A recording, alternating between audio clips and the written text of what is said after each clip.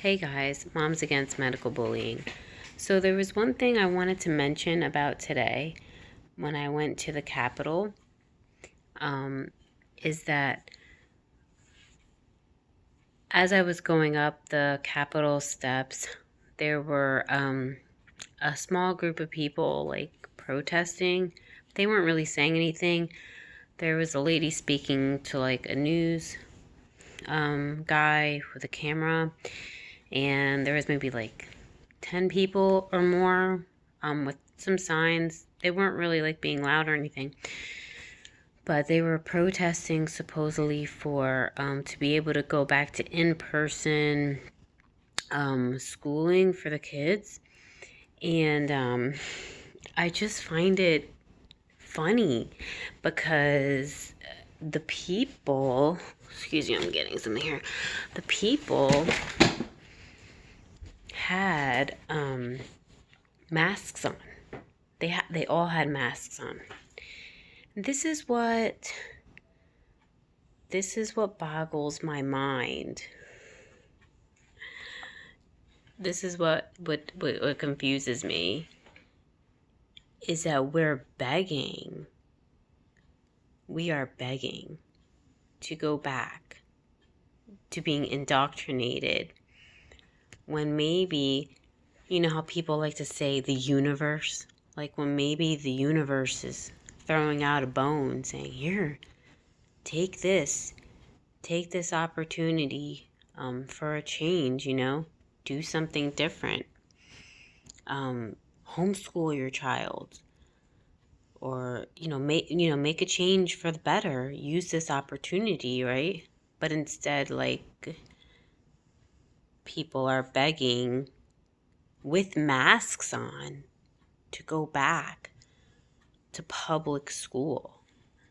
And this is a book by John Taylor Gatto, Dumbing Us Down. He was a school teacher in New York for many years. And, he makes it known what the real curriculum of public school is. Public school is to get everyone on the same page, in my opinion, about things. Is to get everyone indoctrinated and thinking the same thoughts, because that's what you want to do, to have a society go in a specific direction. You teach them all the same thing. You teach them, you pass down the stories, the traditions. So anyway, I just found it interesting. It's how can you be taken seriously? You have masks on. You're begging to go back to the indoctrination center with your mask on, and you want to wear your mask too. So anyway, you're just begging to go back into the slavery.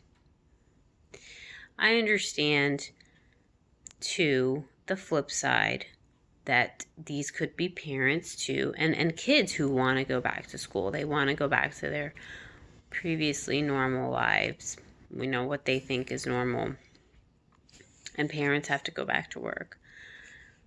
But it could be a blessing if you can make a change and have something greater come out of that. Also, another thing I'm sick of seeing on the internet is parents crying about virtual schooling. If you have to stay home anyway and you're choosing that you're going to do virtual schooling, I'm not sure how it works. I know I heard that it's a partly virtual and then partly in school.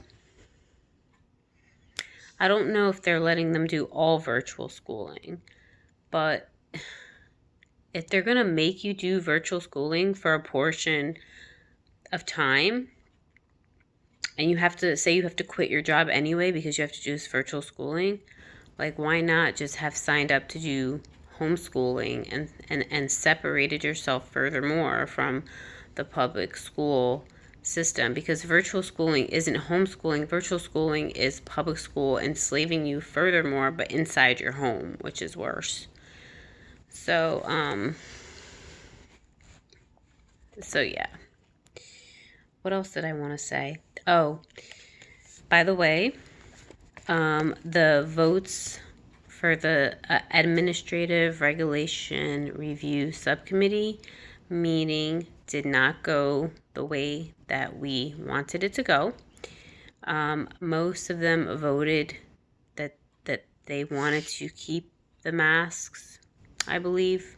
I'll share a screenshot in another video from the lawyer who posted it on his Facebook page.